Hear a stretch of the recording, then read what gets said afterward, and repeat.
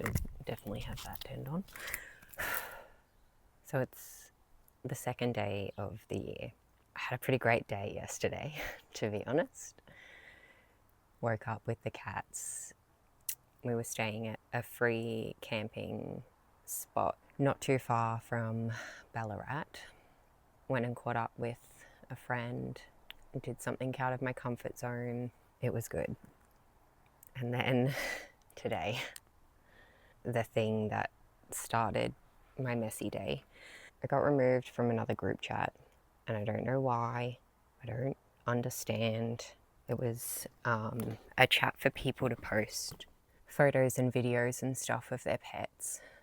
Like, I'd been reacting to things, not like I'd just posted something or that I have posted anything inappropriate at any point. I think it's to do with my landlord again. I think I'm gonna cry again. Every time that I think I'm doing well, something happens that just hurts me again. I messaged the person that removed me. I hope that I get a response. I just sent a message and kind of asked why, and said that I want to understand.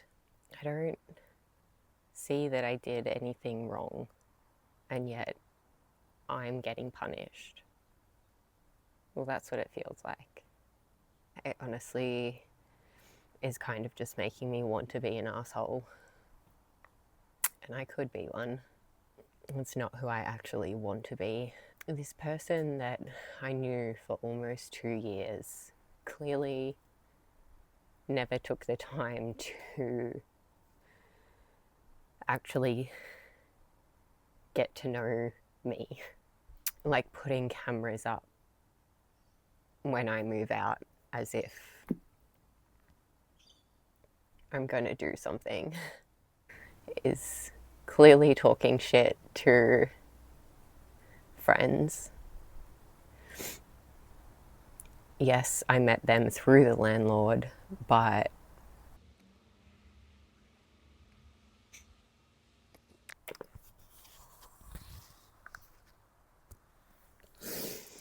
I literally spent about 30 minutes probably just sobbing before. I had asked my landlord for communication because somebody else was staying at the house that I didn't know. The first night that they stayed, I got maybe like an hour's notice or something like that. And then I guess, had to assume that they were staying at least another night because they left things in the house, which is fine. Like, I don't care about the person staying. I don't care what the relationship dynamic was. As an autistic person, having things out of routine is hard. And getting communication helps make that not so hard. On the second day that the person stayed, I had my neighbours asking me all of these questions that I didn't know how to answer. It made me feel pretty stupid and awkward and uncomfortable.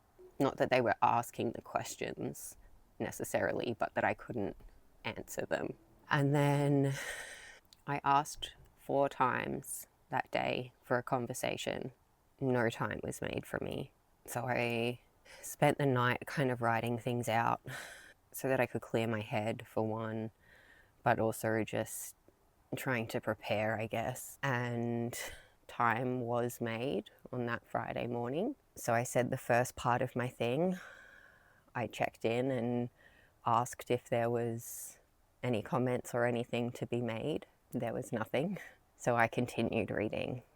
And I said that I would be out, like if basic communication and stuff can't happen, then I would be out by the 16th, which was giving, I think, 9 days notice or something, and said that I would be taking everything if communication can't happen, because there was no way for me to know what was okay to leave there.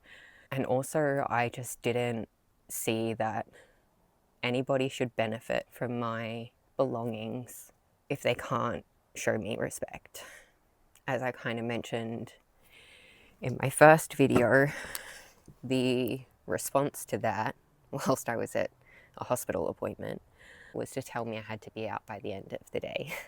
That goes against the law that says you're required to give a boarder a minimum of 14 days notice. It goes against the contract that we had that said I would move out ASAP if there was like a relationship breakdown, you know, if things weren't working anymore. The notice that I gave was so that I could still work my shifts, and it gave me time to organise a storage place and a truck or something, you know, things for people to help me move, etc. And that couldn't be respected. I got a message that night saying, "Can you leave your key when you leave tonight?" I replied saying no, because I didn't get all of my things out. I probably got like 70% of the things from the house that night. I went back the following day. Okay, quickly jumping in here to say Saturday morning, coincidentally, I had a GP appointment booked.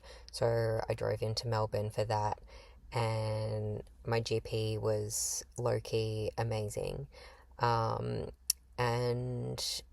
organised for me to do EMDR, just to sort of handle the like trauma of how things went, and it was really good to be able to just protect my mental health. It wasn't the reason that I was going in, but it definitely worked out quite well. So I went and did that, and then drove back to Ballarat to keep moving.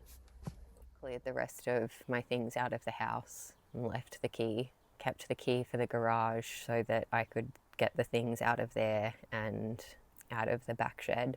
I did leave a few things out, like the front of the house, but at least everything was out, so the key could go back for the landlord and all of that.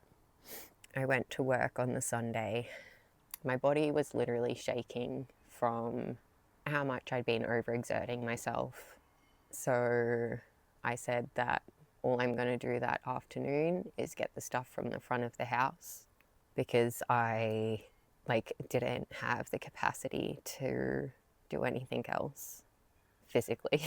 I got a message back saying that the locks would be getting changed on Tuesday, and I needed to have all of my things out by then, which my landlord knew very well, that my contracted days of work were Sunday, Monday, Tuesday.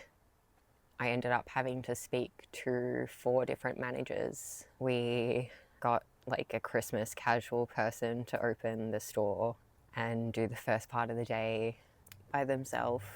They'd only been with us for like a week or two. One of the managers went in and taught the person how to open and that kind of thing.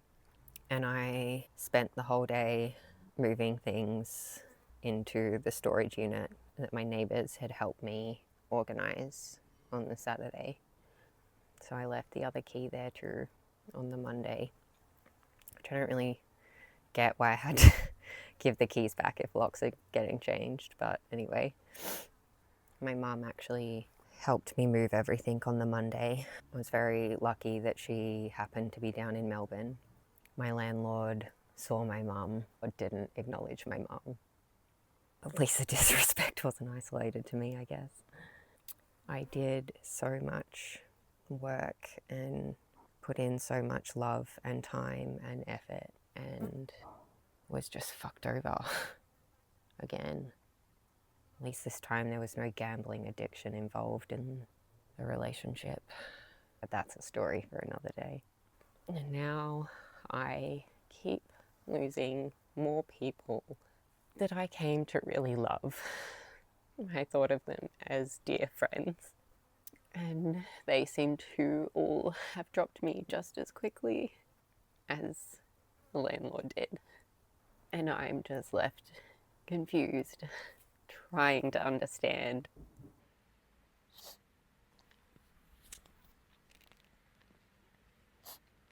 The thing I hate is that for the most part, like, I'm doing really well, but there's just things that blindside you and bring up emotions all over again. But anyway, there's nothing that I can do about any of that. What I am going to do is keep working on my van.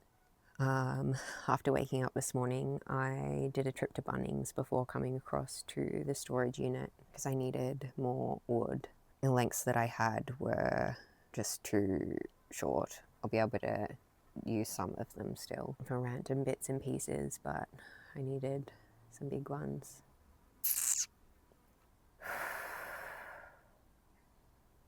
Okay.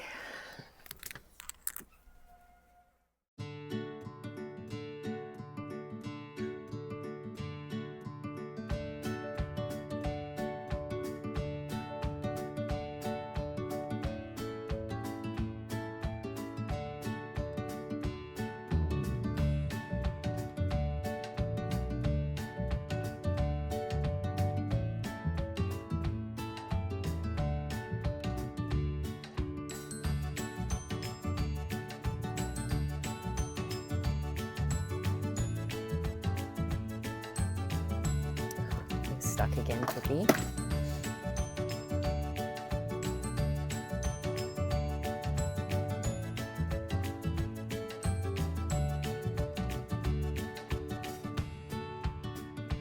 Oh, sorry, boss.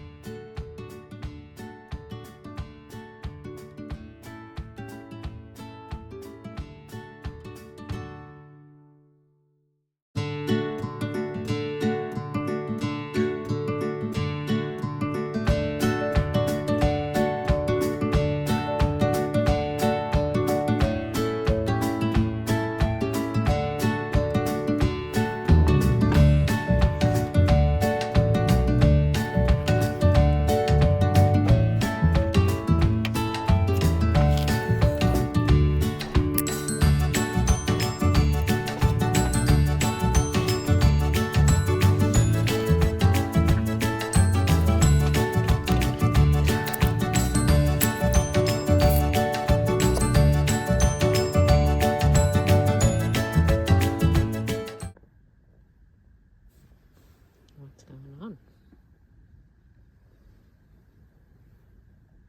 Why are you always sitting on your brother?